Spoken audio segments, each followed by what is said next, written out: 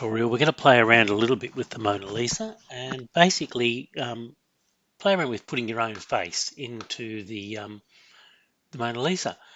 And if we look here, here's a version of the Mona Lisa, but with Salvador Dali's eyes and moustache in there, and a lot of it's still original Mona. That's an idea that we're going to play with, this sort of combination. So it's been done by famous artists as well as lots and lots of people just having a bit of fun. So today we're going to do a little bit of messing with Mona. Now, if you look here, there's an old version, it's only quite small, of one that I've done quite a long time ago actually. And one of the tricks I've done with it is I've kept the original shadows of Mona's face there and matched mine up. I managed to get my face on a similar angle to hers when I took the photo, and that's most probably one of the hardest things to do. And also, if you look at it, this face is actually, if you look over here, not 100% opaque. It's a bit see-through to allow the image below to come through and give you the effect of the Mona. Let's turn that image off.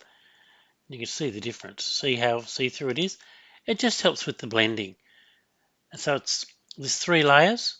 Essentially, the middle layer is your face, and the top layer becomes Mona without her face and the full version at the back. So I'm going to show you how to do that from Go to Woe. So I'll just close that one. Now, clicking down here, I've got my Mona Lisa JPEG. I'm going to need that file. So if I go to my Finder, there's my Mona Lisa. I'll open that in Photoshop. Now I've got a couple of photos I can use. I just took this one on my webcam, and you can use a webcam photo. That was trying to get the angle on that the same, but I won't use that because I'm not really pleased with that, and the lighting's a bit odd in that one. I'm going to use this horrible photo from many years ago without a beard. Just makes it a bit easier. So the first thing I've got to do, of course, is I need to get my photo into the Mona Lisa. Now I'm going to grab my photo and I'm going to drop it on top of Mona. There it is there. Now that's going to be pretty close on the right size. I'm not going to fiddle around with that too much. So I'm just going to hit the cross handles, which places it in there. And you'll notice on this right hand side, this little square, or rectangle, square, whatever, shape in the bottom of the layer on top. Now, we need to change that because we can't edit our photo whilst that's like that.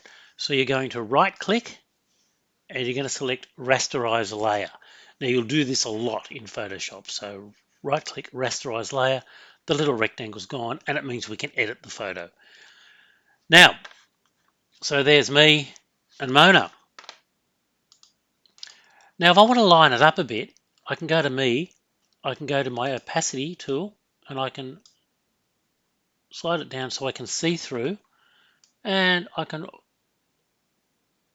bring myself up so I'm almost exactly lined up with Mona. The eyes are pretty close actually.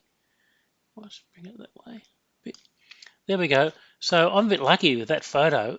It's pretty well the exact size and shape, which is really cool. And I'll just bring that back now to full opacity. Now I need to get my Mona background and I need to copy it. So I right click and I duplicate the layer. We'll call it background copy, that's fine. Leave it at that. So there it is. Now what I need is I need my picture to be between these two. So it's like a bit of a sandwich, like in the example I showed you. So I drop that down there. And there we go. Now what I'm going to start doing is I'm going to use the eraser tool on my background copy. Make sure you've clicked the layer you're going to work on. If you have the wrong layer clicked, you'll have trouble and you'll be doing work that you don't want to do. And I'm going to erase Mona's face. I'm just going to minimize that and get out of the way. I might make this a little bit bigger so we can see what we're doing. I'm going to zoom in because I'm working on this one area here. I don't need to be able to see the rest of it because the rest of that image over there is not going to be um, seen. So this tool here, the navigator, allows you to zoom in and out. Now, if you can't see navigator up here, what you need to do is look at this little bit here. This is your different workspaces. You'll start in Essentials. And we'll go back to that and see there's no navigator on there.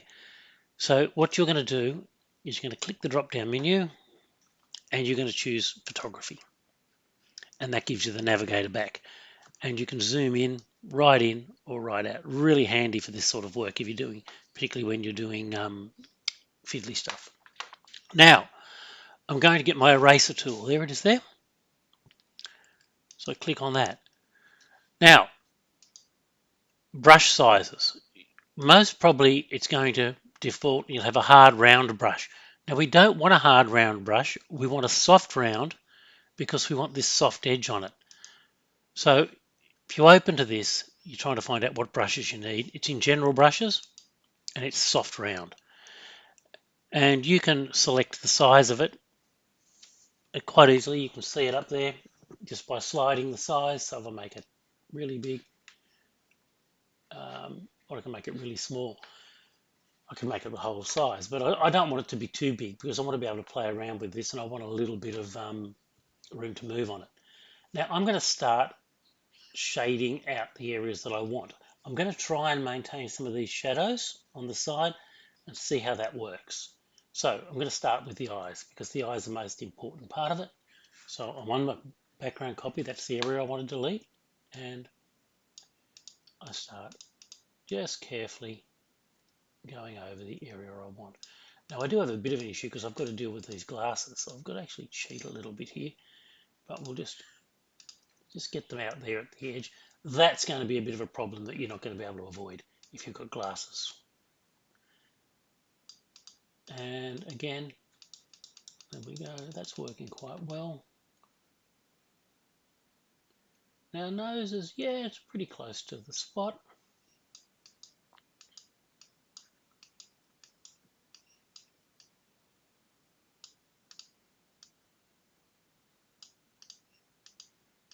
Now, I'm not quite lined up here. My angle of my face is a little bit wrong, but I'm not going to fiddle with it too much. It'll do for the time being. Now, I better get my eyebrows in there because they're fairly important.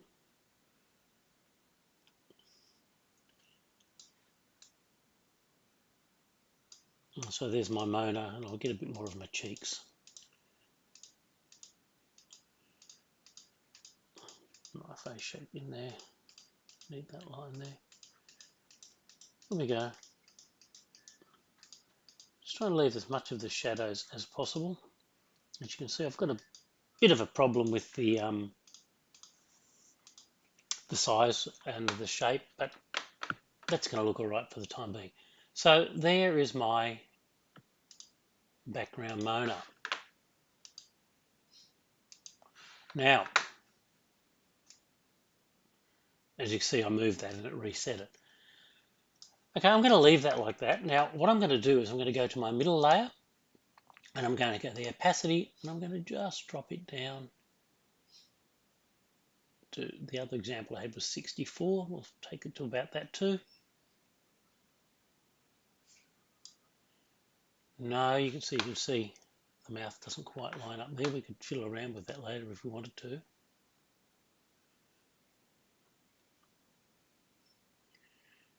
There's the opacity. Just take it down a little bit there. It helps get that yellow look so it matches in.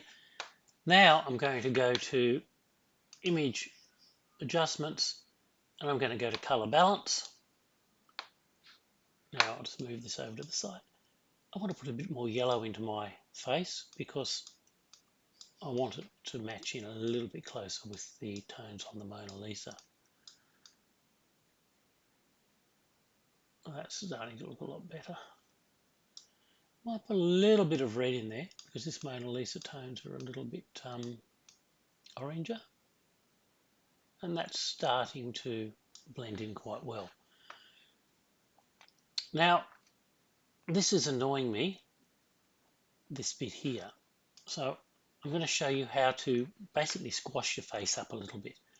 So if I click on this, I'm going to go to Edit. I'm going to go to Transform. Now,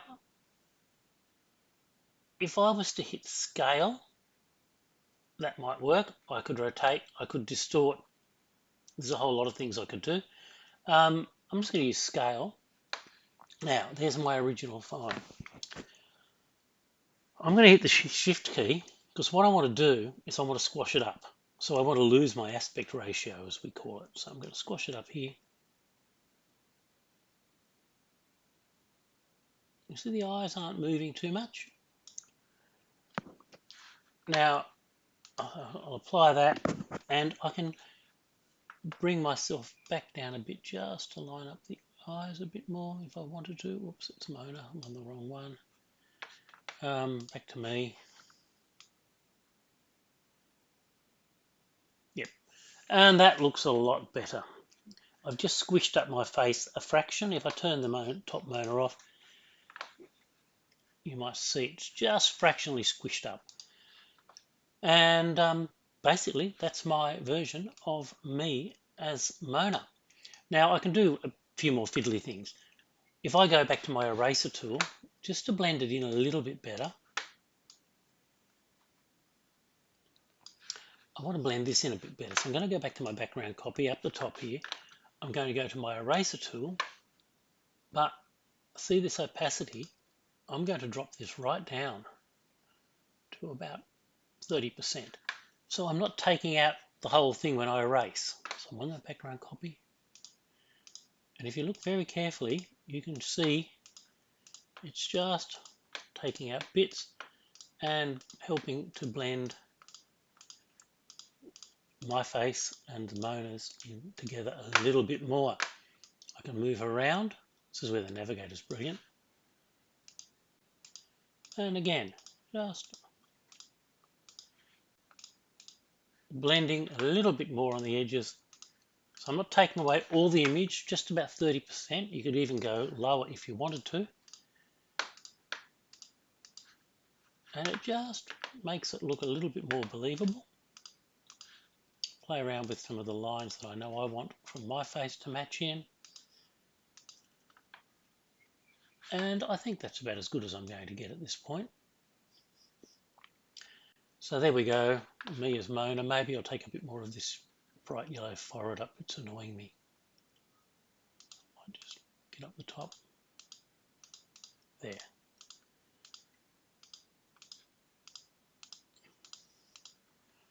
That's blended in just a little bit better. Okay, so there we go. We've just put our face into the Mona Lisa, which is pretty scary, but you can have a lot of fun with that one. So that's the nice and simple version with a little bit of fiddly work on it to make it look a bit better. So have a go at that and see how you go.